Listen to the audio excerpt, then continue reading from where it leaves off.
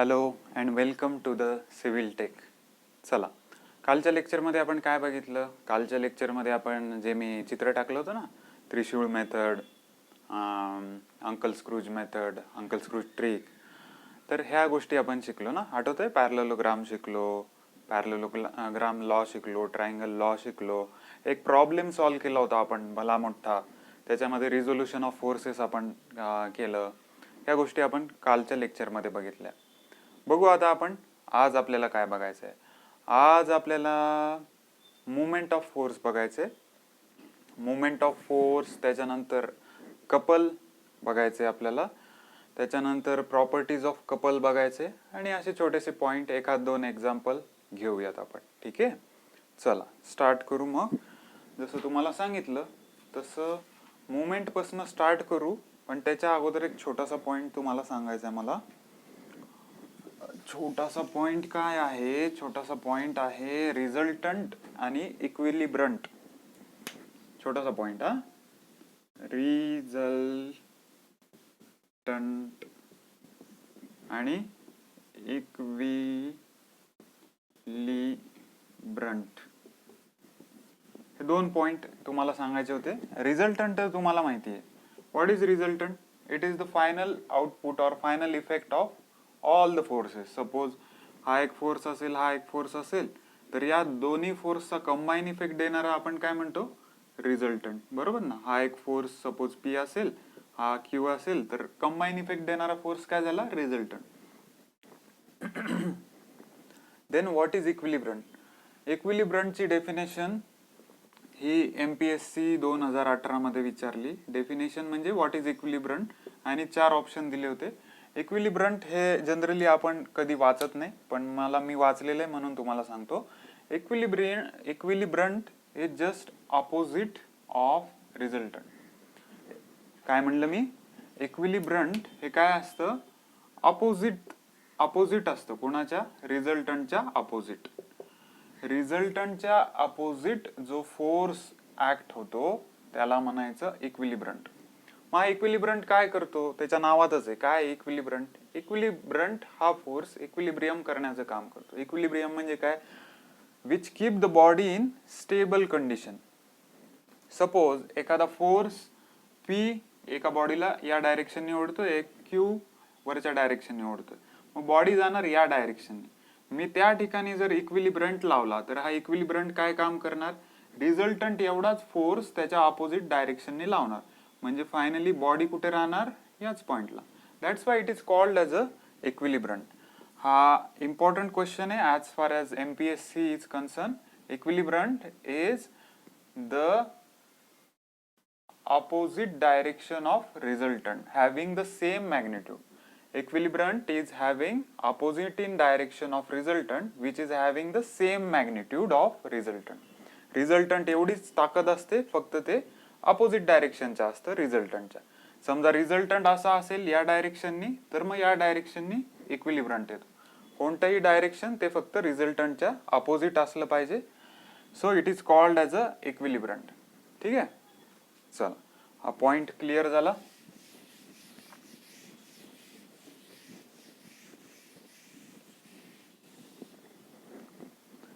आपण आता स्टार्ट करू मुवमेंट.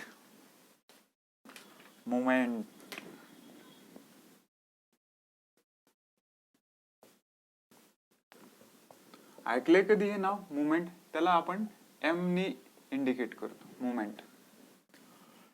मुवमेंट काय असतं? आपण लहानपणी म्हणत होतो. आपण ऍक्च्युली इंजिनिअरिंगला असताना रट्टा मारतो. काय? Force into perpendicular distance is called as a movement. हे तुमच्यासारखंच मी पण पाठ केलं होतं. त्याचा काही उपयोग होत नाही. तुम्हाला एक्झाम मध्ये मुवमेंटची डेफिनेशन कधीही कोणीही कोणत्याही परीक्षेत विचारत नाही. तुम्हाला प्रत्येक परीक्षेमध्ये कॅल्क्युलेट द मुवमेंट, एक एक्झाम्पल दिलेलं असतं आणि त्याची मुवमेंट कॅल्क्युलेट करावं लागतं. तर याची डेफिनेशन तशी काही इम्पॉर्टंटच नाही. ते विचारत कधी नाही, विचारणारही नाही. तरी पण तुम्हाला सांगतो, movement is force into perpendicular distance. त्यालाच मी असं म्हणू शकतो, movement is the product of force and distance. Product म्हणजे काय असतो, गुणाकार. ठीक आहे, म्हणजे एम काय झालं, M is equal to F into D, where F is the force and D is what, distance. ठीक आहे. चला आता तुम्हाला ना मी मुवमेंट कशी कॅल्क्युलेट करायची शिकवतो. सपोज हा एक बीम आहे. बीम आपले जे कॉलम बीम स्ट्रक्चर असतं ना, त्याच्यामध्ये हा जो आडवा काढलाय हा बीम आहे आणि त्याच्या या बीमच्या एंडिंगला इथे एक फोर्स लागलाय. या फोर्सला मी नाव देतो एफ. ठीक आहे, आणि त्याचा या बीमचा इनिशियल पॉइंटला मी म्हणतो ए.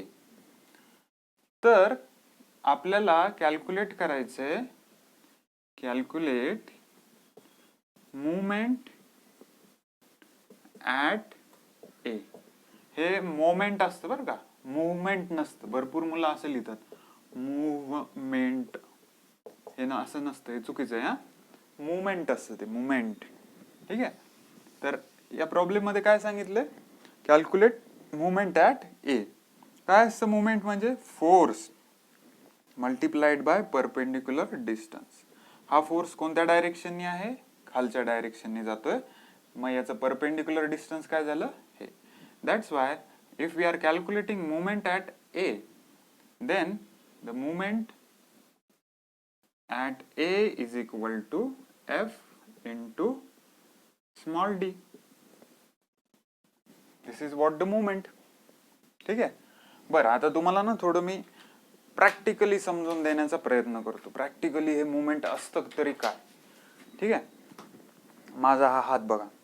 ठीक आहे, आता या हातामध्ये इथे माझं मनगट आहे. ठीक आहे, जर मी एखादा फोर्स इथे लावला, मी खरंच इथे फोर्स लावतोय, मग फोर्स लावल्यानंतर काय होतं, हे बघा माझा हात कसा होतोय, या डायरेक्शननी असा असा बेंट होताना दिसतोय तुम्हाला. म्हणजे काय होतोय, हा फोर्स काय करतोय, या मनगटापाशी एक मुवमेंट अप्लाय करतोय. मुवमेंट अप्लाय केली म्हणजे काय, force multiplied by this distance. That's why it is called as a movement. Force into perpendicular distance, हा ऍक्च्युअल मिनिंग आहे मुवमेंटचा. अजून कुठे कुठे वापरतो आपण मुवमेंट, आपण दरवाजा उघडतो बरोबर ना, दरवाजा असा उघडतो, दरवाजाच्या आपण काय करतो, एंडिंगला फोर्स लावतो. फोर्स लागल्यानंतर इफेक्ट कुठे दिसून येतो, त्याच्या एंडिंगला दिसून येतो. म्हणजे त्याच्यामुळे दरवाजा हा मूव्ह होतो बरोबर ना. तुम्ही लावता एंडिंगला फोर्स आणि ते त्याचे जे शेवटी हिंजेस असतात दरवाजाच्या, तिथून दरवाजा फिरायला लागतो. This is all the effect of movement.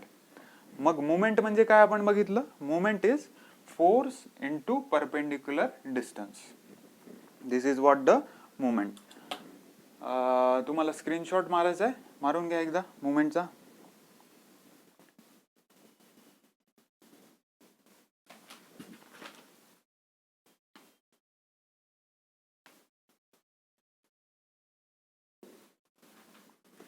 बर, याच्यामध्ये एक पॉइंट मला सांगायचं आहे. सगळ्यात पहिले मुवमेंट काय, मुवमेंटचं युनिट काय असतं, SI युनिट ऑफ मुवमेंट. मुवमेंटचं युनिट काय येईल बरं, तुम्ही सांगा मला, मी नाही सांगत. हा काय, फोर्स.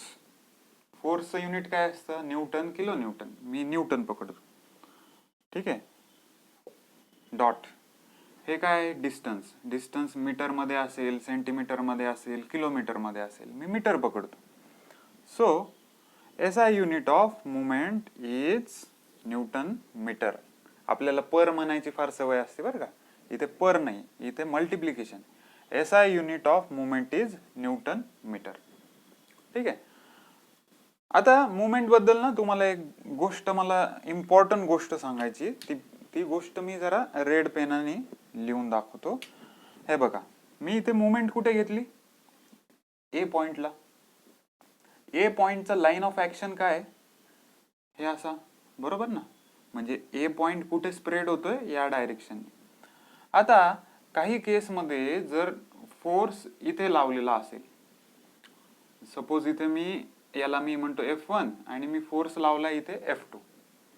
तर we neglect the force which are on the line of action of the considered point. म्हणजे इथे मी कोणता पॉइंट कन्सिडर केलाय मुवमेंटसाठी? मी ए पॉइंट कन्सिडर केलाय ना मुवमेंटसाठी. तर ए पॉइंटची लाईन ऑफ ऍक्शन काय झाली? हे झाली. ठीक आहे, ए पॉइंटची लाईन ऑफ ऍक्शन हे झाली, ही जी दिसती ना ही झाली. तर त्याच्यावर जर हॉरिझॉन्टल डायरेक्शननी फोर्स लागला तर तो आपण निग्लेक्ट करतो. ठीक आहे. सिमिलरली जर ए वर जर मुवमेंट घेत असताल, या पॉइंटवर मुवमेंट घेत असताल आणि त्याच पॉइंटवर जर फोर्स असेल, सपोज मी इथे F3 घेतो, तर या फोर्सची मुवमेंट तर तशी झिरोच येणार. म्हणजे हा फोर्स मुवमेंटसाठी आपण कन्सिडर करत नाही. पुन्हा एकदा सांगतो, ज्या पॉइंटवर मुवमेंट घेताल त्या पॉइंटवर जर फोर्स असेल तर मुवमेंटसाठी तो फोर्स आपण कन्सिडर करत नाही. कारण बेसिकली मुवमेंटची डेफिनेशनच काय? Force into perpendicular distance. जर तुम्ही इथे मुवमेंट घेत असताल तर इथला परपेंडिक्युलर डिस्टन्स काय येईल? 0. म्हणजे इथं असेल 50 किलो न्यूटन इंटू 0, आली काय तिथे? 0 मुवमेंट. सो ज्या पॉइंटवर आपण मुवमेंट घेतोय, मी इथं ए वर घेतली, उद्या मी बी वर घेईन, परवा सी वर घेईन, कुठेही घेईन, ज्या पॉइंटवर मुवमेंट कन्सिडर करतोय तो पॉइंट आपण, त्या पॉइंटवरचा फोर्स आपण कन्सिडर करत नाही वाईल कॅल्क्युलेटिंग द मुवमेंट. दुसरं, लाईन ऑफ ऍक्शन वर एखादा जो फोर्स असेल, लाईन ऑफ ऍक्शन वर जर असेल तर त्याच्यावरची आपण मुवमेंट, तो फोर्स आपण कन्सिडर करत नाही. ठीक आहे, या लाईन ऑफ ऍक्शन वरच असेल तर. बरं का, असू शकतं. तुम्हाला एक एक्झाम्पल सांगतो मी, इथे वर लिहून दाखवतो. हे बघा, हा ए पॉइंट आहे आणि तुम्हाला इथे फोर्स दिलाय आणि इथे सपोज असा असा स्ट्रेट आकडा टाकलाय, आकडा असं स्ट्रेट लाईन वगैरे टाकली, परपेंडिक्युलर रॉड आहे समजा, आणि या फोर्सला मी म्हणतो F1. आता तुम्ही याचं कन्सिडरेशन घेणार आहेत का नाही? मुवमेंट कॅल्क्युलेट जर तुम्हाला ए वर करायची असेल, मुवमेंट ऍट ए घ्यायची असेल, तर तुम्ही त्याचं F1चं कन्सिडरेशन घेणार आहे का? जसं मी तुम्हाला सांगितलंय, तर लाईन ऑफ ऍक्शन वर असेल तर घेऊ नका. इथे तुम्हाला लाईन ऑफ ऍक्शन दिसतीये का? दिसतीये. ही ए ची लाईन ऑफ ऍक्शन ही आहे, पण याच्यावर आहे का फोर्स? नाहीये. फोर्स कुठे आहे? इथे. आणि मुवमेंटची डेफिनेशन काय आहे? Force into perpendicular distance. Force दिसला रे दिसला, काय करायचं? त्याचा परपेंडिक्युलर डिस्टन्स बघायचा. हे बघा, हा फोर्स, हे झालं त्याचं परपेंडिक्युलर. सिमिलरली हा झाला फोर्स, हे झालं त्याचं परपेंडिक्युलर. आता या परपेंडिक्युलरला मी सपोज एक्स नाव दिलं, तर मुवमेंट काय येईल? At A. मुवमेंट ऍट ए म्हणजे या फोर्सला या इथं लाईन ऑफ ऍक्शन वर पोहोचायचंय. मग मुवमेंट ऍट ए काय येईल? F1 into x. सर तसं केल्यावर तर तुम्ही या पॉइंटवर पोहोचताल. मला मुवमेंट घेताना फक्त लाईन ऑफ ऍक्शन वर पोहोचायचं असतं. ठीक आहे, लाईन ऑफ ऍक्शन वर पोहोचलं की माझं काम झालं. मग या केसमध्ये कसं?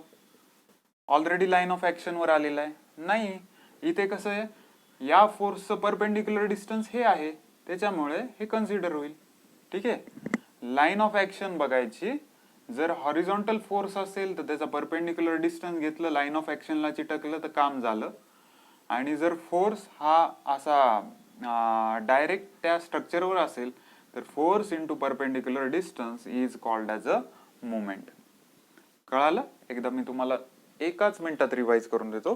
स्टार्टिंगला आपण आपलं दुकान उघडलं दररोजच्या सारखं, मग त्याच्यामध्ये आपण बघितलं सगळ्यात पहिले equilibrant and resultant. What is equilibrant? Equilibrant is the opposite force of resultant which is in opposite direction. ठीक आहे.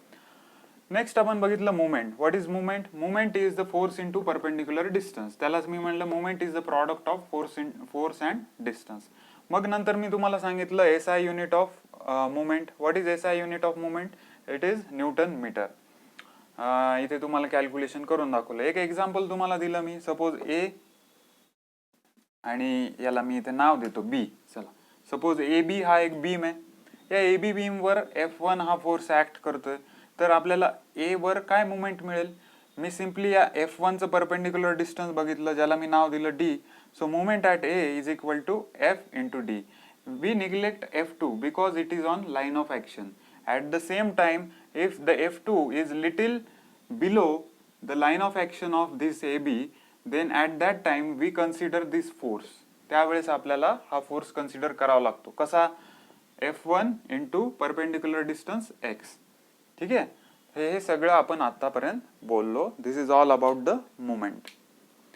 एक लक्षात घ्या, एमपीएससी मध्ये नेहमी नेहमी नेहमी नेहमी नेहमी एक क्वेश्चन येतो, movement is which type of vector.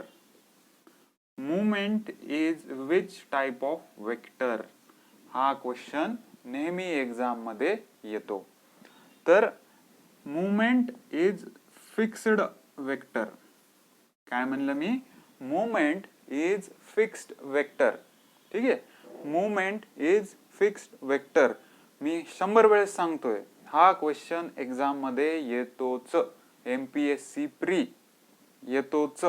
मग आता तुम्ही म्हणताले फिक्स्ड वेक्टर आणि फ्री वेक्टर काय ते आपल्याला शिकायचे समोर. मी 1-2 पॉइंट घेईल, ऍट द लास्ट मी सांगेन फ्री वेक्टर आणि फिक्स वेक्टर काय आहे ते.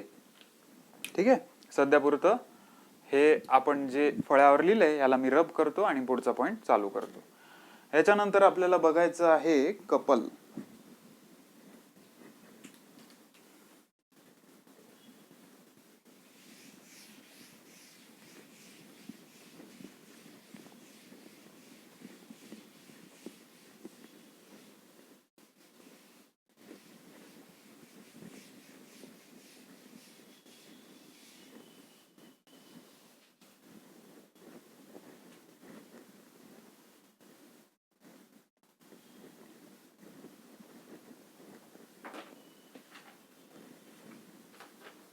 कपल.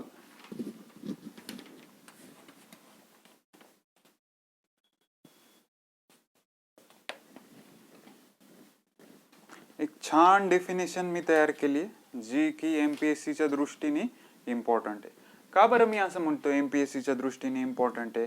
की जे एमपीएससी मध्ये छोटे छोटे रिकाम्या जागा भरा असे जे असतात ना प्रश्न, couple is which type of force, मग या सगळ्यांचे उत्तर तुम्हाला याच डेफिनेशन मध्ये परमनंट भेटून जातील. म्हणजे ही डेफिनेशन जर तुम्ही कुठे लिहून ठेवली ना, या डेफिनेशनच्या बाहेर कपल वर जर थेरी क्वेश्चन आला तर हा सगळा याच्यामध्ये दिसेल तुम्हाला. ठीक आहे, बघा किती परफेक्ट डेफिनेशन मी बनवली. ठीक आहे, बघू आपण. A pair of unlike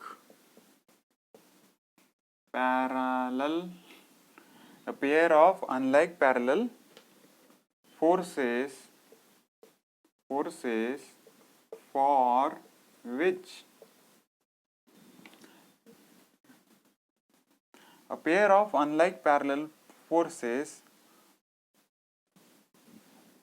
which for नहीं, a pair of unlike parallel forces which are equal in magnitude and opposite in direction, separated by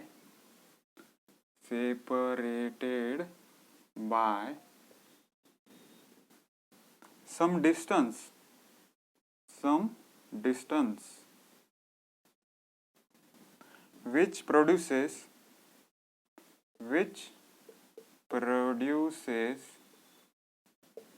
a rotational effect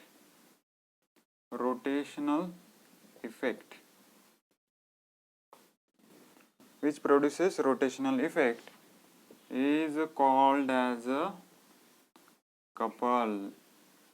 sir सरळ नोट्स मध्ये तुम्ही स्क्रीनशॉट वगैरे शेअर केलं तर काम होऊन जाईल. नोट्स मधली डेफिनेशन जी मी मागच्या वर्षी वापरली होती ना ती तेवढी प्रिसाइज नाहीये. ही प्रिसाइज डेफिनेशन केली आहे मी as far as MPSC is concern. MPSC focus कशावर करते ते सांगतो मी तुम्हाला. एमपीएससी ला आवडतं हे असे प्रश्न विचारायला. What is couple? Couple is unlike parallel forces. आता तुम्हाला ही गोष्ट सांगायची गरज नाही की अनलाइक काय असतं, पॅरलल काय असतं. ठीक आहे, तर अनलाइक पॅरलल हे आपण बघितलंय मागच्या लेक्चर्स मध्ये. A pair of unlike parallel forces which are equal in magnitude and opposite in direction, separated by some distance. This distance is called lever. Arm, this distance is called lever arm, ठीक है, which produces rotational effect, which produces rotational effect. ठीक आहे sir, meaning सांगा, किती वेळेस repeat करता. तर पहिले मी ना MPSC जे प्रश्न ज्या डेफिनेशन वर विचारते त्याला मी गोल करतो. अनलाईक पॅरलल फार आवडतं MPSC ला. मॅग्निट्यूड अँड अपोजिट डिरेक्शन नाही विचारत. लिव्हर आर्म वर विचारू शकतात. सेपरेटेड बाय डिस्टन्स असतं त्याला आपण काय म्हणतो, लिव्हर आर्म. आणि इट कॉजेस रोटेशनल इफेक्ट, हे इम्पॉर्टंट आहे. ठीक आहे, हे सगळं समजून सांगतो मी, काय लिहिलंय, कसं लिहिलंय, कशामुळे लिहिलंय, सगळं समजून सांगतो. डेफिनेशन पण एक्सप्लेन करतो मी. बघा इकडे लक्ष द्या. हा एक फोर्स आहे, हा एक फोर्स आहे. या फोर्सला मी म्हणतो, काय म्हणू, P म्हणायचं, Q म्हणायचं. ठीक आहे, P म्हणू. याला Q, separated by distance, this D. आता या P चं मॅग्निट्यूड सपोज 50 किलो न्यूटन आहे आणि Q चं सुद्धा 50 किलो न्यूटन आहे. अशा वेळेस काय होतं, these are the unlike parallel forces separated by some distance which are having the equal magnitude but opposite in direction. Then it causes the rotational effect. So this effect or this particular process is nothing but the couple. Cycle चालवली कधी? चालवली, लहानपणी आपण बसलो असो. ठीक आहे, सायकलवर बसल्यानंतर असं हँडल पकडल्यानंतर आपण काय करतो, पॅन्डल मारतो, बरोबर ना. तर पॅन्डल मारल्यानंतर काय करता तुम्ही, पहिले जर राईट पॅन्डल मारलं, त्याला ढकललं, तो खाली गेला की काय करतो, याच्यावर आपण फोर्स देतो डाव्या साईडला. पुन्हा दुसरं वर येतं, पुन्हा मग हे वर येतं, असं असं असं येतं, राईट. तर या पॅन्डल मध्ये काय आहे, जर तुम्ही एकाला खाली ढकललं की दुसरा वर येतो, राईट, बरोबर. आणि पॅन्डल कसं फिरतं आपलं सायकलचं, असं, बरोबर ना. सो सायकलचं जे पॅन्डल आहे त्याला आपण काय म्हणतो, couple. What is couple? A pair. Pair म्हणजे दोन फोर्सेस, सिंगल कधी कपल नसतं. A pair of unlike parallel forces, a pair of unlike parallel forces which are equal in magnitude and opposite in direction, separated by some distance, त्याला मी म्हणतो lever arm. Separated by distance which produces the rotational effect is called as a couple. कळलं? आता मी तुम्हाला सगळं समजून सांगितलं, example दिलं. सायकलचं pedal is nothing but the couple. भरपूर एक्झाम्पल असतील कपलचे, आपण डेली लाईफ मध्ये ते यूज करतो, जिथे आपल्याला दोन फोर्सेस ऍट अ टाइम कामाला लावावं लागतात. जिथे कुठे असं होत असेल ते कपलचं एक्झाम्पल आहे. मला नेहमी लक्षात राहतं सायकलचं पॅन्डल, सो मी तुम्हाला सांगितलं. What is couple? A pair of unlike parallel forces which produces rotational effect separated by some distance is called as a lever arm. या प्रोसेस याला काय म्हणतो आपण, कपल. कळालं कपल? ठीक आहे. आता कपल बद्दल काय सांगू, मॅग्निट्यूड ऑफ कपल कसं कॅल्क्युलेट करायचं. मॅग्निट्यूड म्हणजे काय असतं, त्याच्यातली ताकद. Magnitude of couple is equal to magnitude of couple is equal to F into D. ठीक आहे सर, इथं तर दोन फोर्सेस आहेत, एक P दिलाय, एक Q दिलाय. अरे दोन्ही सेमच आहेत. ठीक आहे, तुम्ही P घ्या नाही तर Q घ्या, मग इथे काय येईल, P into D. कोणी म्हणेल मी Q into D घेतो, आहेत तर सेमच. ठीक आहे, मग आता तुमच्या मनात प्रश्न येईल, हा 50 असेल आणि हा 60 असेल तर काय, मग ते कपल होणारच नाही. पहिलेच सांगितले, which are equal in magnitude. ठीक आहे, ते कपल आपण कॅल्क्युलेट करायचं म्हणलं तर कसं कॅल्क्युलेट करणार, simply F into D, where D is not a simple distance, D is the lever arm. ठीक आहे, D चं कुठून ते कुठपर्यंत दोन फोर्स मधलं डिस्टन्स इथं आपण म्हणलंय लिव्हर आर्म. ठीक आहे, D इज लिव्हर आर्म. ठीक आहे. How we calculate the magnitude of couple? Magnitude of couple is equal to force into lever arm. कळालं? This is all about the couple. याच्यानंतर ना मला कपलचे प्रॉपर्टीज घ्यायचे, त्याच्यावर MPSC मध्ये क्वेश्चन येतात. एकदा फोटो मारून घ्या.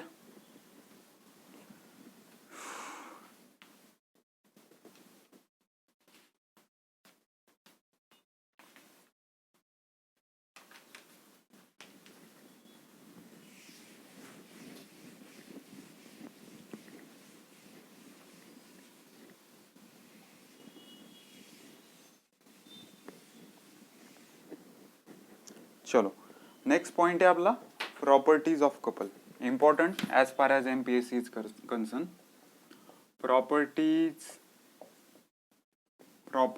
of couple. There are 6 properties of couple. 1, 2, 3, 4, 5, 6. 6 property आहेत. सगळ्यात पहिली property, couple tends to cause a rotation about an axis perpendicular to the plane containing 2 parallel forces. Couple काय करतं, जसं मी तुम्हाला सांगितलं, it causes rotation about an axis perpendicular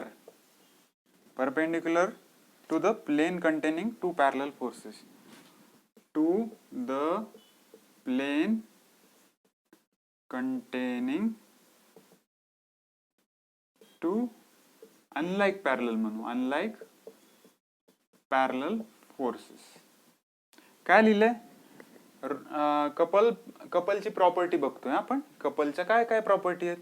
simple पहिली property काय? Couple causes the rotation. कसं rotation cause करतं couple, म्हणजे कशा डायरेक्शनने? सपोज हा एक फोर्स आहे, हा एक फोर्स आहे, हे डिस्टन्स आहे.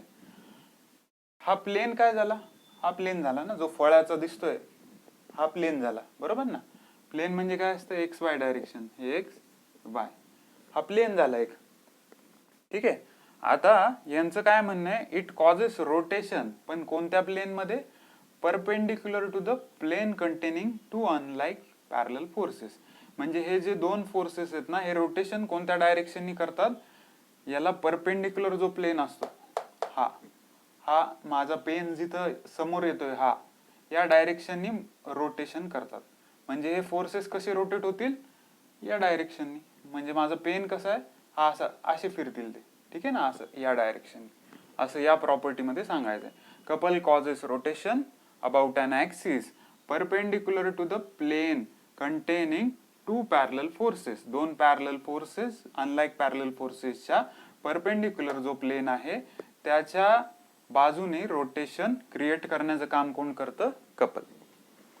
Second property, movement of couple. Movement of couple is equal to m into d. m नाही, f into d. f into d. Movement of couple is what? Force into lever arm. ही दुसरी property. तिसरं, resultant of couple. हे लक्षात ठेवा, हे लक्षात ठेवा, खूप इम्पॉर्टंट आहे. तिसरा पॉइंट, पहिला point, resultant of couple is 0. Exam मध्ये विचारतात, resultant of couple is 1, 0, infinity, none of this, आणि तुम्ही टिक करता 1. ठीक आहे, चुकीचं आहे. Resultant of couple is 0. Sir कसं? आम्ही रट्टा नाही मारणार, आम्ही समजून घेणार. बर, समजून घ्यायच्या भाषेत जर सांगितलं, रिझल्टंट काय असतं? फायनल इफेक्ट असतो जितके काही फोर्सेस असतील. कपल साठी आपल्याला कोणते लागतात? 2 फोर्सेस लागतात. पेअर असते ना कपल म्हणजे, अनलाइक पॅरललची पेअर असते. मग जर हे इक्वल असतील आणि अनलाइक पॅरलल असतील तर हा फोर्स न्यूट्रलाइज करेल या फोर्सला. That's why the final output that is resultant of couple is 0. ठीक आहे, this is the third property. Next, fourth, to balance system whose resultant is couple, another couple in opposite direction is required. Resultant couple असेल तर त्याला balance करण्यासाठी opposite डायरेक्शननी couple required असतं. तर काय मध्येच मराठी लिहिता, समजून घेणं महत्वाचं आहे. प्रॉपर्टी समजली तर ती तुम्ही कशी वापरू शकता एक्झाम मध्ये. काय लिहिलंय, रिझल्टंट. रिझल्टंट कपल असेल तर त्याला आपल्याला ऑपोजिट डायरेक्शननी कपल द्यावं लागतं. मिनिंग काय, सपोज रिझल्टंट हा आहे आणि हा अजून एक रिझल्टंट आहे दुसरा. म्हणजे सपोज जर एक्स वाय प्लेन मधला हा रिझल्टंट असेल, त्याचं खालचं जे क्वाड्रंट असेल तिथे हा दुसरा रिझल्टंट असेल, हा separated by some distance which is called as a lever arm असेल, त्यांनी काय झालं, कपल जनरेट झालं. तर हे कपल जनरेट कसं होणार आहे, हे असं होईल ना, असं फिरेल, राईट. आणि कुणी म्हणत असेल मला हे कपल नकोय, हे रोटेशन नकोय, तर मग आपल्याला काय करावं लागणार, त्या केसमध्ये अपोजिट डायरेक्शननी कपल प्रोव्हाइड करावं लागणार. अपोजिट डायरेक्शन साठी तुम्हाला इक्विलिब्रंट इकडनं एक द्यावं लागेल, इक्विलिब्रंट इकडनं एक द्यावं लागेल, तेवढंच डिस्टन्स इथे पाहिजे ई ई. आणि मग हे काय करेल, या डायरेक्शननी फिरवेल, दोन्ही कपल न्यूट्रलाइज होतील, फायनल इफेक्ट विल बी 0. काय लिहिलंय, रिझल्टंट कपल असेल तर त्याला जर तुम्हाला न्यूट्रलाइज करायचं असेल तर तुम्हाला ऑपोजिट डायरेक्शननी कपल प्रोव्हाइड करायचं असेल, करावं लागेल. रिझल्टंट कपल जर असेल तर ऑपोजिट डायरेक्शननी तुम्हाला इक्विलिब्रंट कपल प्रोव्हाइड करावं लागेल. ही चौथी प्रॉपर्टी आहे. पाचवी प्रॉपर्टी आहे to shift a force from one point to another point, a couple required to be added. Couple is used for shifting the force. Extremely important this point. बघा, odd number जे येत आहेत, पहिला, तिसरा, पाचवा, हे फार इम्पॉर्टंट पॉइंट आहेत. या शिफ्टिंगवर तर हमखास MPSC क्वेश्चन विचारते, कारण ट्रिकी आहे हे जरा. शिफ्टिंग ऑफ फोर्स करायचा असेल तर आपल्याला इथे कपल लागतं, असं हे पाचवी प्रॉपर्टी आहे. म्हणजे मिनिंग काय झाला, सपोज एखादी इथे बॉडी असेल, या बॉडीवर हा फोर्स, सपोज इथे एक फोर्स असेल, ठीक आहे, या फोर्सला मी म्हणतो ए. आता सपोज मला या ठिकाणी हा ए फोर्स पाहिजे नाही, मला दुसऱ्या ठिकाणी इथे कुठेतरी हा फोर्स पाहिजे, मी याला म्हणतो बी पॉइंट वर मला हा फोर्स पाहिजे, हा जो कोणता ए पॉइंट वर पाहिजे. आणि जसं प्रॉपर्टी सांगते, काय सांगते, for shifting of force couple is required. मला ह्या पॉइंटला आता शिफ्ट करायचंय इथे, मी काय करणार, इक्विलिब्रियम मध्ये दोन फोर्स अप्लाय करणार, एक F1 इथे आणि सेम F1 इथे. म्हणजे बी पॉइंट वर मी काय केलं, एका डायरेक्शननी F1 प्रोव्हाइड केलं, अपोजिट डायरेक्शननी F1 प्रोव्हाइड केलं, separated by some distance, that is lever arm. ठीक आहे, तर मग काय होणार, हा फोर्स कॅन्सल, आणि ऍट द एंड तुम्हाला काय दिसेल, ही बॉडी, हा पॉइंट ए, इथला फोर्स गायब, हे मधलं डिस्टन्स, इथे पॉइंट बी, आणि हा फोर्स इथे आला F1. So for shifting of force couple is required. Okay, and the last, couple does not have moment center. Couple does not have moment center. ठीक आहे, couple does not have moment centre म्हणजे काय, suppose हे couple आहे, unlike parallel forces divided by some distance called as a lever arm. तर या कपलला movement होण्याचं असं सेंटर नसतं, की सपोज या इथूनच ते फिरल्या जाईल असं नाही. हे कपल बाजूला शिफ्ट झालं तर बाजूलाही फिरू शकतं. म्हणजे couple does not have any fixed movement centre. Movement centre असतं पण फिक्स नसतं. कपल बाजूला तुम्ही फिरवले म्हणजे सपोज हे फोर्स बाजूला घेतले की तिथं ते फिरणार. So it does not have any movement centre. ठीक आहे, this is the 6th property. ठीक आहे, एकदा बघून घेऊ मग मी रब करून देतो. आपण कपल बघितलं, कपलच्या नंतर आपण आलो प्रॉपर्टीज ऑफ कपलवर. सगळ्यात पहिली प्रॉपर्टी काय आहे, rotation about an axis couple causes rotation about an axis which is perpendicular to the plane containing two unlike parallel forces. जे काही पॅरलल फोर्सेस कंटेन ज्या डायरेक्शनने आहेत त्याच्या परपेंडिक्युलर डायरेक्शनने मोशन म्हणजे रोटेशन कॉज करतं, ही पहिली property. Moment of couple is what? Moment of couple is the product of force and the lever arm, or simply you can say arm. काय काय बुक मध्ये नुसतं आर्म लिहिलंय, मी जरा स्पेसिफिकली सांगतो, त्याला लिव्हर आर्म पण म्हणतात. तिसरं, resultant of couple is zero. Resultant of couple is zero म्हणजे काय? अनलाईक पॅरलल फोर्सेस आहेत, त्यांचा जर रिझल्टंट घेतला तर दोन्ही एकमेकांना न्यूट्रलाइज करणार, so resultant will be zero. चौथं, रिझल्टंट कपल असेल तर आपल्याला त्याला न्यूट्रलाइज करायचं असेल, 2 वेळेस असेल वापरलं मी. रिझल्टंट कपल असेल, त्याला न्यूट्रलाइज करायचं असेल तर आपल्याला ऑपोजिट डायरेक्शननी कपल प्रोव्हाइड करायचं असतं. मग ऑपोजिट डायरेक्शननी कपल प्रोव्हाइड करायचं असेल तर तुम्हाला 2 अनलाईक पॅरलल फोर्स असलेले इक्विलिब्रंट प्रोव्हाइड करावं लागतील, त्याच्यामुळे ऑपोजिट डायरेक्शननी रोटेशन कॉज होईल. ऑपोजिट डायरेक्शननी रोटेशन कॉज झालं की ते त्या कपलला न्यूट्रलाइज करेल. ठीक आहे. 5वा point, shifting of force.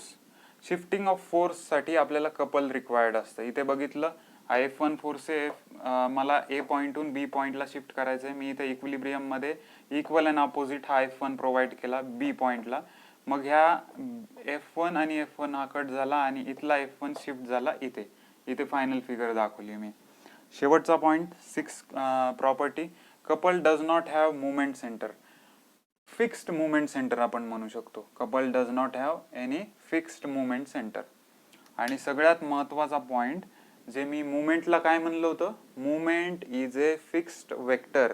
Fix question विचारतात, नावातच फिक्स आहे आणि क्वेश्चन विचारण्यामध्ये सुद्धा फिक्स आहे. Movement is a fixed vector wear as couple is a free vector. Couple is a free vector. Sir तुम्ही ते सांगणार होते, ठीक आहे, याच्यानंतर तोच पॉइंट घेऊ आपण. Free vector, fix vector. ठीक आहे, फ्री वेक्टर, फिक्स वेक्टर. चला स्क्रीनशॉट मारायचा, मारा.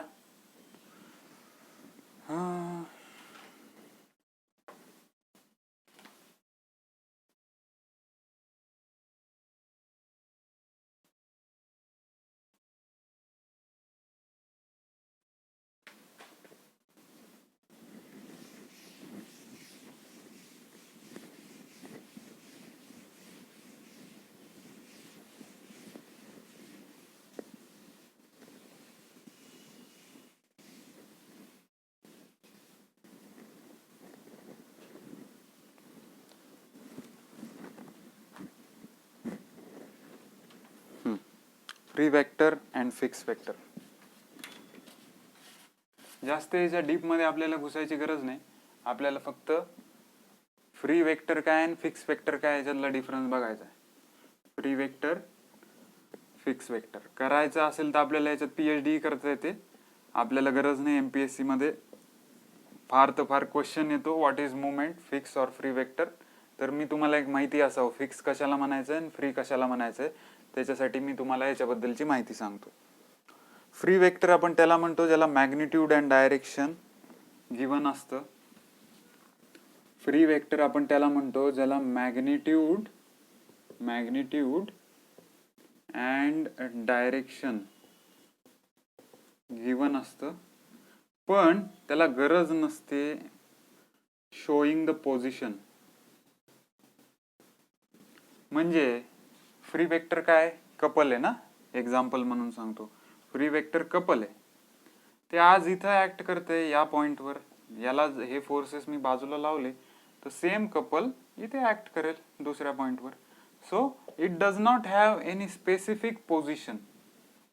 So those things are not having any specific position but having magnitude and direction. Magnitude and direction, then it is called as a free vector. मग fix vector काय, fix vector having all these parameter, म्हणजे त्याला magnitude असतं, direction असतं, position द्यावं लागतं. जर हे तीनही पॅरामीटर एखाद्या पर्टिक्युलर फोर्सला किंवा एखाद्या कोणत्याही मुवमेंटच्या केसमध्ये मुवमेंटला जर दाखवण्याची गरज पडत असेल तर ते झालं फिक्स वेक्टर. आणि जर पोझिशनची गरज नसेल दाखवायची then it is called as a free vector. हे जरा डीप मध्ये नॉलेज झालं, आपल्याला इथे थोडा रट्टा मारायचा तर मारून टाका.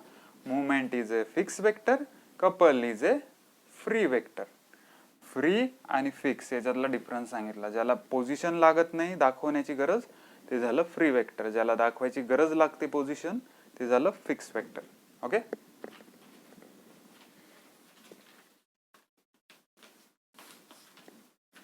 चलो आगे बढ़ते हैं.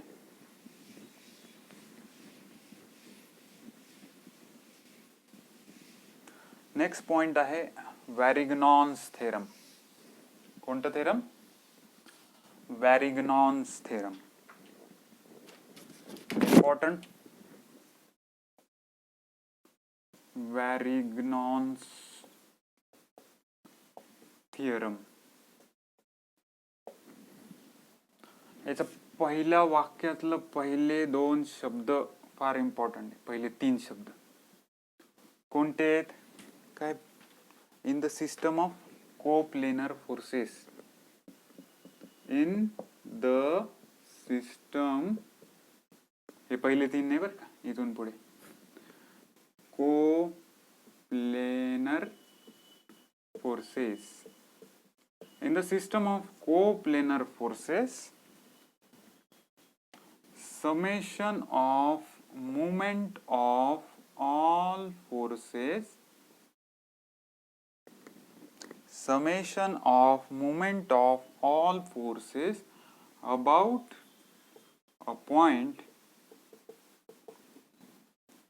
equal to moment of resultant equal to moment of resultant about the same point. Moment of resultant about the same point. तुम्ही जर बुक रेफर केलं ना, मी माझी अवस्था सांगतो तुम्हाला, तुम्हाला असं वाटतं का मला इनबॉर्न हे सगळं माहिती झालं? कोणालाच माहित नसतं. पण जर बुक जर तुम्ही रेफर केलं ना, ही डेफिनेशन आहे 5 ओळींची. खूप त्रास होतो माहिती का हे असे किचकट डेफिनेशन वाचायला. पण ही जी डेफिनेशन मी त्याच्यातला एक्स्ट्रॅक्ट काढलाय मी, की विचारतात काय आणि माहिती काय असलं पाहिजे. वेरिग्नॉन्स थेरम हे काय? Varignon's theorem is applicable for only coplanar forces. What is coplanar? Which is in the same plane. Varignon's theorem is applicable for the coplanar force system. काय होतं वेरिग्नॉन्स थेरम मध्ये? वेरिग्नॉन्स थेरम काय म्हणतं? Sum of all forces, sum of all forces about a point. कोणता पॉइंट? Any point. Sum of all forces about any point is equal to movement of resultant about the same point. हे जे वाक्य समोर दिलंय याच्यावर डायरेक्ट क्वेश्चन येतो बरं. हे कोप्लेनर विचारतात, म्हणजे कोणत्या फोर्स सिस्टमसाठी वेरिग्नॉन्स थेरम ऍप्लिकेबल आहे. Coplanar, collinear, concurrent, non concurrent option असतात. आपल्याला टिक करायचे कोप्लेनरवर. So in case of coplanar force system, summation of all forces about a movement is equal to movement of resultant about the same point. Sir आम्हाला खालचं काही कळालेलं नाही, ते आता मी एक्झाम्पल घेईल तर तुम्हाला सगळं समजूनच येईल. त्याच्यासाठी मी शॉर्ट फॉर्म लिहू का? याला मी अजून शॉर्ट करतो.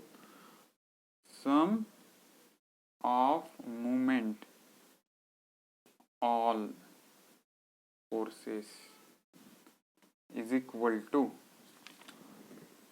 Resultant is equal to movement of resultant. हा, आता कसं बरं हे लक्षात राहतं बघा. ठीक आहे. समेशन मॉल F is equal to R X x.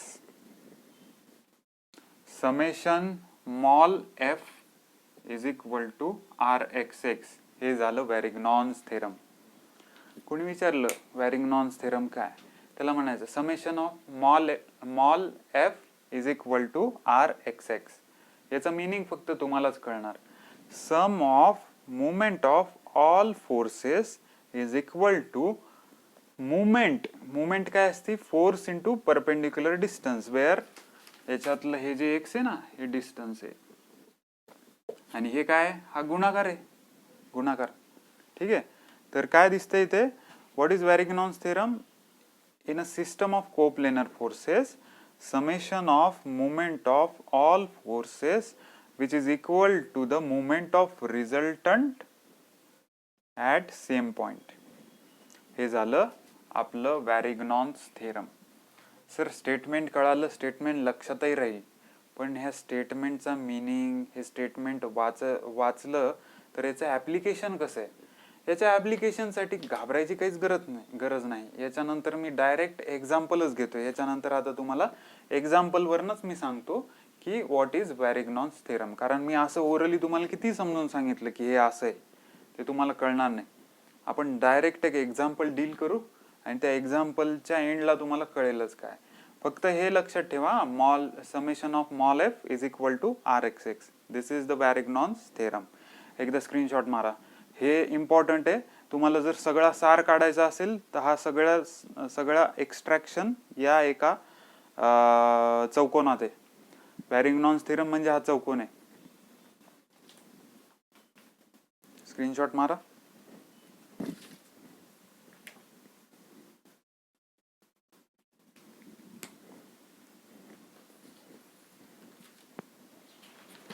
चलो पुढचा पार्ट घेऊ. शेवटचा पार्ट आहे आजच्या लेक्चरचा. काही नाही, याच्या रिलेटेड एक प्रॉब्लेम सॉल्व्ह करायचा. मस्त छानपैकी तुम्हाला जमला की आजचा दिवस एकदम भारी वाटेल तुम्हाला. अरे चला बाबा, मेकॅनिक्सचं 5वं लेक्चर शिकतोय, काहीतरी वेगळं शिकतोय, चांगलं शिकतोय, असं तुम्हाला एक फील येऊन जाईल आज आता. ठीक आहे. आता वॅरिग्नॉन्स थेरमवर एक्झाममध्ये भरपूर क्वेश्चन येतात. त्याचं नाव असतं कॅल्क्युलेशन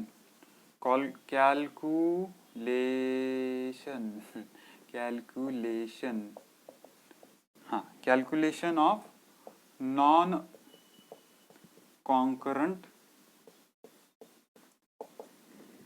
फोर्स सिस्टम.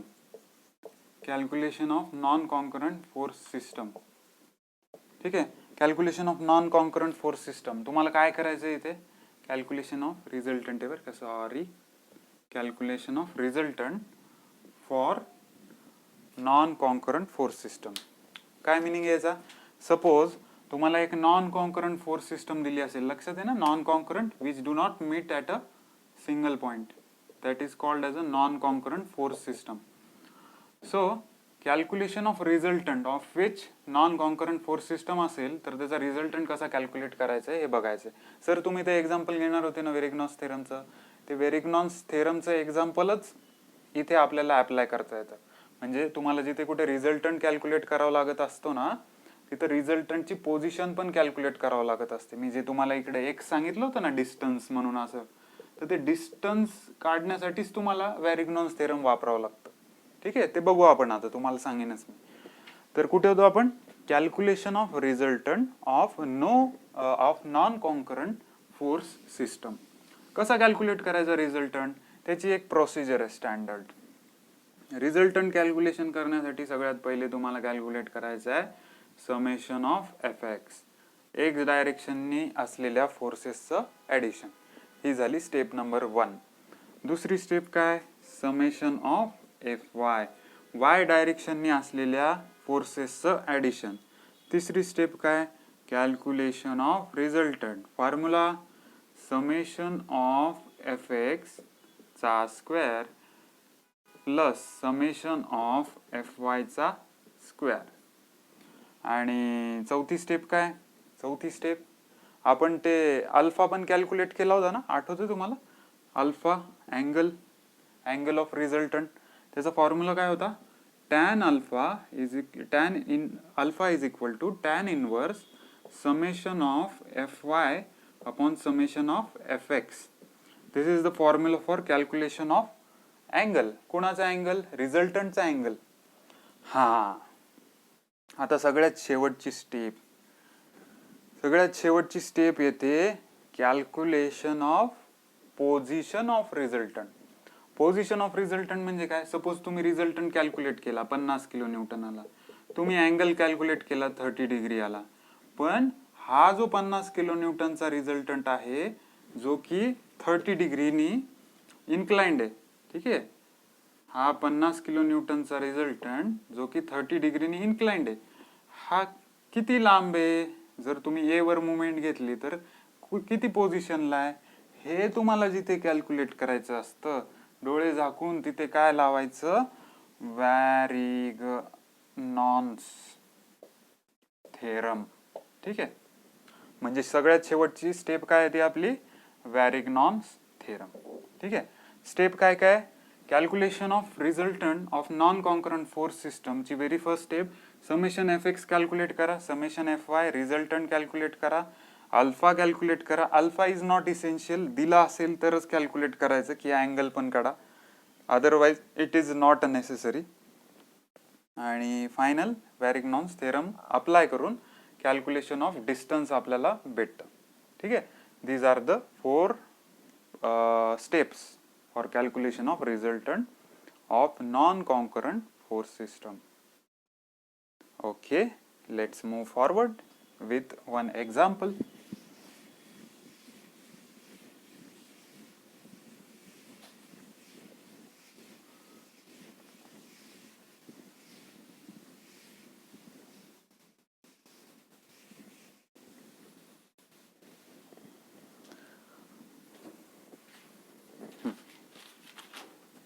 आता तुम्हाला ना एक्झाम्पल दिलेलं आहे एक, calculate R for given force system.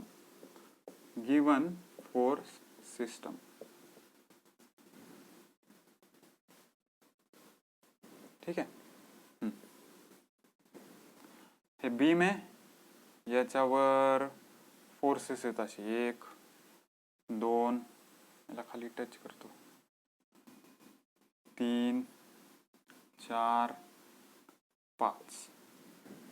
ठीक आहे, त्याचे क्वांटिटी दिली आहेत 10 न्यूटन म्हणू आपण याला, 20 न्यूटन, 30 न्यूटन, 40 न्यूटन, 50 न्यूटन. याला मी नाव देतो A B C D E. याच्यातलं डिस्टन्स आहे 0.2 मीटर, बी सीतला आहे 0.2 मीटर, सी डीतला आहे 0.2 मीटर, डी इथला आहे 0.2 metre. Now we are going to calculate R, that is resultant. हे फोर्सेस तुम्हाला कोप्लेनर दिसतायत ना? हे प्लेन बघा ना तुम्ही, हे प्लेन दिसते तुम्हाला, एकाच डायरेक्शनने आहेत फोर्सेस, किंवा या डायरेक्शनने जरी असते तरी हे कोणतं प्लेन झालं असतं? हे एक्स आणि हे Y. So this forces are coplanar. एवढंच क्लिअर झालं, वॅरिग्नॉस थेरम लावू शकतो, हे क्लिअर झालं. सगळ्यात पहिली स्टेप काय होती? Summation of F x.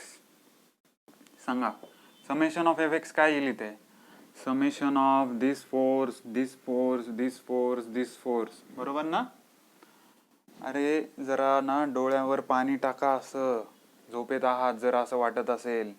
हे फोर्सेस कोणत्या डायरेक्शननी आहेत? वाय डायरेक्शननी. इथे या डायरेक्शननी कोणता फोर्स दिसतोय का?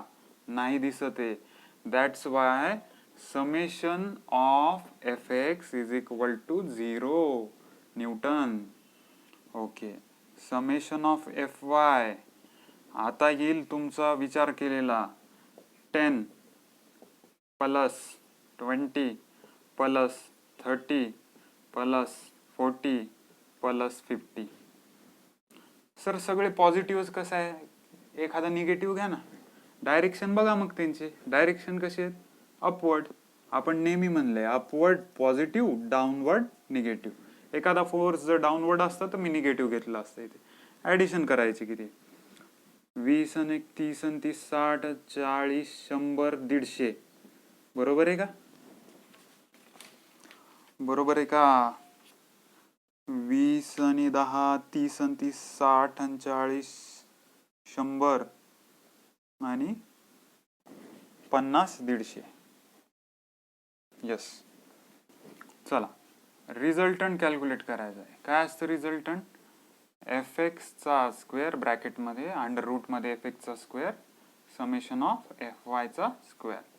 सांगा, रूट ऑफ 0 प्लस 150चा स्क्वेअर. मग काय येईल, R is equal to 150 newton. चला, रिझल्टंट भेटलं आपल्याला न्यूटन मध्ये, मिळालं ना. रिझल्टंटची मॅग्निट्यूड आपल्याला मिळाली. एक्झाम्पल मध्ये तुम्हाला इथे थीटा किंवा अल्फा काढायला सांगितलेलं नाही. जर अल्फा काढायला आपल्याला सांगितलेलं नाही तर आपण कशाला उगाच त्याच्या मागे पडायचं, बरोबर ना. कॅल्क्युलेट करायचंच असेल तर काय करणार आपण, alpha is equal to tan inverse summation of F Y by summation of F X. Tan inverse 150 divided by 0, बरोबर ना. हे येतं इन्फिनिटी. टॅन इनवर्स इन्फिनिटी हे काहीतरी मला वाटतं 90 डिग्री येतं. ठीक आहे, म्हणजे तुमचा रिझल्टंट तुम्हाला भेटला किती, 150 न्यूटन. ठीक आहे, 150 न्यूटनचा कुठेतरी रिझल्टंट आहे आणि त्याचं डायरेक्शन म्हणजे अँगल किती आहे, 90 डिग्री. हा आता ऍक्ट कुठे होतो हे आपल्याला बघायचं. What is the position of resultant. तो ए पॉइंटवर आहे, बी पॉइंटवर आहे, सी पॉइंटवर आहे, डी पॉइंटवर आहे का ई पॉइंटवर. तर याच्या कॅल्क्युलेशनसाठी आपल्याला वापरायचंय वॅरिग्नॉन्स थेरम. एकदा ना याचा स्क्रीनशॉट मारून घ्या बरं, मला लिहायला जागा नाही. मी काय करतो, रब करतो आणि छानपैकी इथे वॅरिग्नॉन्स थेरम करून दाखवतो.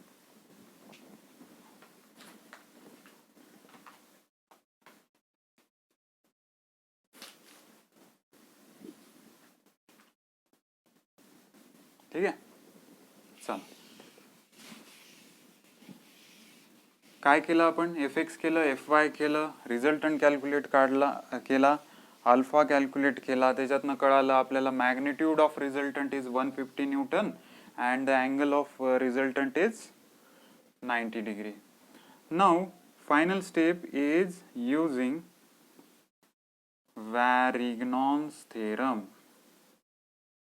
का बरं यूज करतोय मी, आता आपण शिकलोय म्हणून का, नाही, मला रिझल्टंटची पोझिशन कॅल्क्युलेट करायची आहे. मग काय म्हणतो Varignon's theorem, summation of mall F is equal to R X X. Summation of movement. आता मी काय करतो, ए पॉइंटवर मुवमेंट घेतो. ठीक आहे, ए पॉइंटवर मुवमेंट घ्यायची. मुवमेंट घेताना ना एक गोष्ट तुम्हाला सांगायची राहिली, या डायरेक्शननी फोर्सेस असतील म्हणजे अपवर्ड असेल आणि तो असं क्लॉकवाईज फिरत सॉरी अपवर्ड असेल, नाही एक मिनिट हा, मुवमेंटसाठी clockwise positive, anti clockwise negative. Sir काय हे कळालं नाही. क्लॉकवाईज जर मुवमेंट होत असेल तर पॉझिटिव्ह, अँटी क्लॉकवाईज होत असेल निगेटिव्ह. सर पुन्हा तेच सांगितलं, कळालं नाही. बघा इकडे लक्ष द्या. जर मी ए पॉइंटवर मुवमेंट घेतला, ए पॉइंटवर जर मुवमेंट घेतला तर हा फोर्स कसा आहे, वरच्या डायरेक्शनने ना, त्याला या पॉइंटकडे जायला कसं फिरावं लागेल, असं फिरावं लागेल, बरोबर.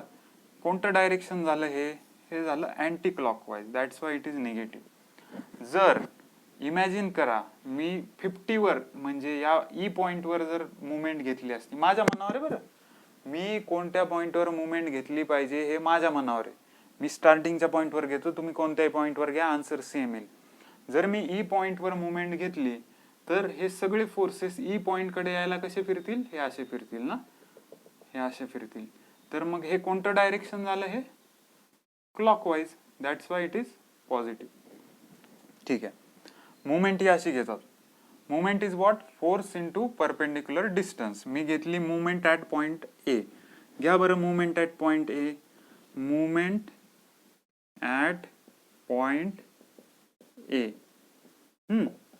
हा, चला सगळ्यात पहिले काय दिसतंय, हा तुम्ही 10 न्यूटन घेणार का, नाही. मी पहिलेच तुम्हाला सांगितलंय मुवमेंटवर जो फोर्स ऍक्ट होतो तो 0 असतो.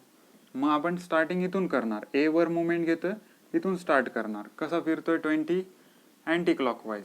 दॅट्स वाय 20 हा फोर्स झाला, -20 हा फोर्स झाला, इनटू परपेंडिक्युलर डिस्टन्स. हे इथून इतकं परपेंडिक्युलर डिस्टन्स काय झालं, 0.2. 30 कसं फिरेल? अँटी क्लॉकवाईज, बरोबर ना.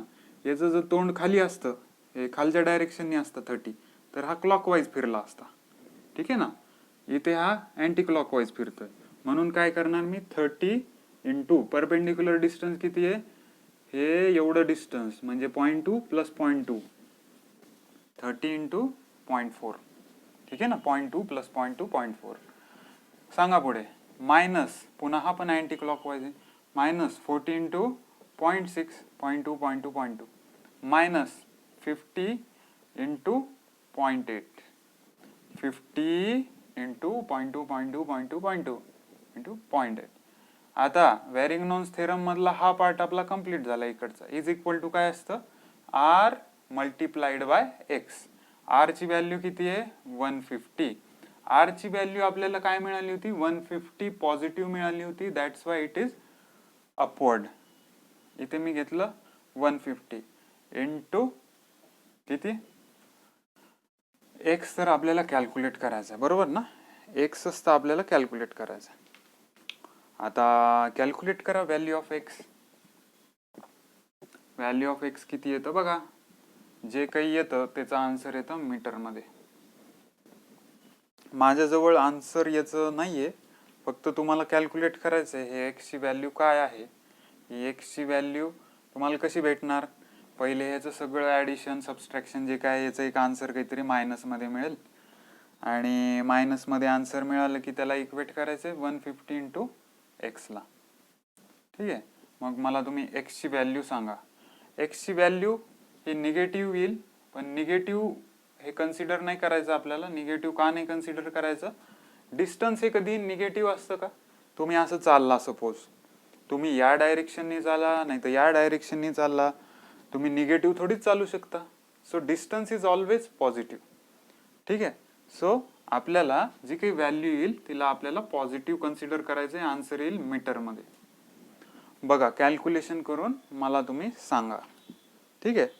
हा होता कॅल्क्युलेशन ऑफ रिझल्टंटचा पार्ट. कसा वाटला तुम्हाला? छान वाटला असं मला वाटतंय की सोप्या भाषेत, जितकं सोपं होईल ना तितक्या सोप्या भाषेत मी सांगायचा प्रयत्न करतोय. तुम्ही यूट्यूबवरचं कोणतंही लेक्चर ओपन केलं तर मला नाही वाटत एवढं सोप्या भाषेत कोणी सांगेल तुम्हाला. ठीक आहे. बरं, सांगत जरी असले ना, 1-2 लेक्चर घेऊन सोडून देतो. बघा, आता आज आपण काय शिकलो?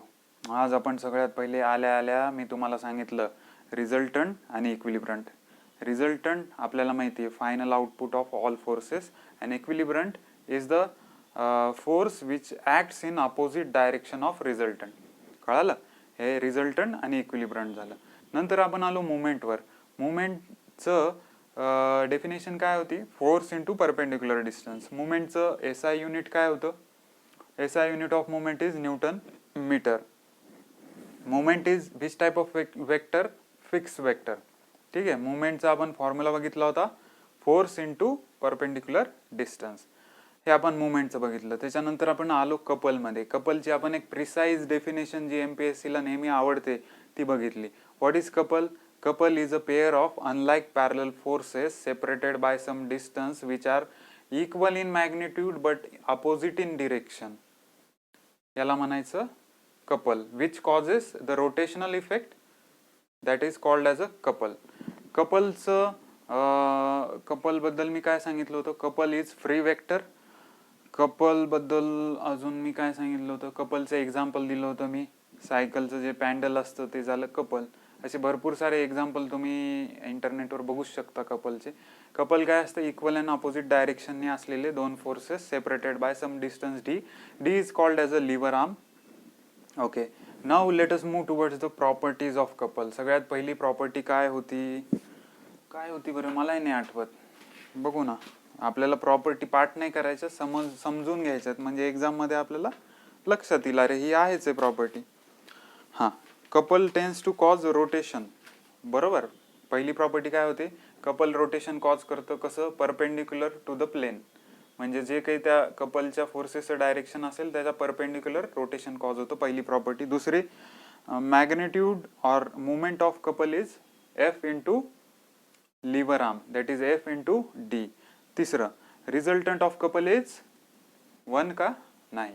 Resultant of couple is 0. Next, to balance the system whose resultant is couple another couple is required. कपलला बॅलन्स करायला दुसऱ्या डायरेक्शननी कपलच लागतं. एक कपल जर क्लॉकवाईज असेल त्याला बॅलन्स करायचं असेल तर अँटी क्लॉकवाईज कपल तुम्हाला प्रोव्हाइड करावं लागेल. पुढची प्रॉपर्टी काय बघितली, कपल यूज करून आपण फोर्स शिफ्ट सुद्धा करू शकतो. आणि लास्ट प्रॉपर्टी आपण बघितली, couple does not have moment centre. म्हणजे एक स्पेसिफिक मुवमेंट सेंटर नसतं, त्याला आपण बाजूला वळवलं दुसऱ्या ठिकाणी घेतलं की तिथे मुवमेंट सेंटर तयार होईल. So couple does not have fixed movement centre. नंतर आपण बघितलं होतं fix vector, free vector. Free vector काय असतं, ज्याला मॅग्निट्यूड डायरेक्शन असतं बट पोझिशनची आवश्यकता नसते, दॅट इज फ्री वेक्टर. ज्याला पोझिशनची आवश्यकता असते along with magnitude and direction, then it is called as a fix vector. ठीक आहे. वॅरिग्नॉन्स थेरम आलं रे आलं माझ्या डोक्यामध्ये. पहिले कोप्लेनर फोर्स सिस्टम आलं पाहिजे, दुसरं summation of mall F is equal to R X X हे आलं पाहिजे. त्याचा फुल फॉर्म तुम्हाला नेहमी लक्षात राहील. नंतर स्टेप सांगितले मी how to calculate resultant of non coplanar force system. सगळ्यात पहिले समेशन एफ एक्स कॅल्क्युलेट करायचं, summation F Y, then R is equal to under root of summation F X square plus summation F Y square. मग R भेटलं. Alpha is equal to what, tan inverse of summation F Y upon F X. मग जर आपल्याला position विचारली असेल कोणत्याही प्रॉब्लेममध्ये, डोक्यात फिक्स ठेवायचं आपल्याला वॅरिग्नॉन्स थेरम अप्लाय करायचं आहे. कधी, जर कोप्लेनर फोर्सेस असतील. मग आपण एक एक्झाम्पल घेतलं, समोर दिलेलंच आहे त्याचं. समेशन एफ एक्स 0 आलं, समेशन एफ वाय काहीतरी 150 आलं, मग आर पण आपल्याला 150 मिळाला. आणि मग आपण काय केलं, आर भेटल्यानंतर अल्फा कॅल्क्युलेट केला, अल्फा आपला 90 डिग्री आला. मग आपण वॅरिग्नॉन्स थेरम लावलं. वॅरिग्नॉन्स थेरम इथे अप्लाय केलं. काय केलं आपण, मुवमेंट घेतल्या. ह्या मुवमेंट घेतल्यानंतर आपण इक्वल टू केलं आर इंटू एक्स सोबत. आर इंटू एक्स सोबत इक्वेट केलं, आर ची व्हॅल्यू टाकली, एक्स आपल्याला कॅल्क्युलेट करायचं आहे. फायनल आन्सर जे काही येईल ते मला तुम्ही सांगा. So this is all about today's lecture. काही अडचण असेल विचारत राहा. टेलिग्राम चॅनल जर वाटत असेल नोट्स आपल्याला भेटायला पाहिजे तर सिव्हिल टेक SSD हे टेलिग्रामवर सर्च करायचं आणि सबस्क्राईब करायचं. ऑलरेडी मी पहिल्या 4 लेक्चरच्या नोट्स टाकल्यात. इथून पुढेही जसे जसे लेक्चर होत राहतील त्याच्या नोट्स मी टाकत राहीन. Okay, thank you and good day. Bye.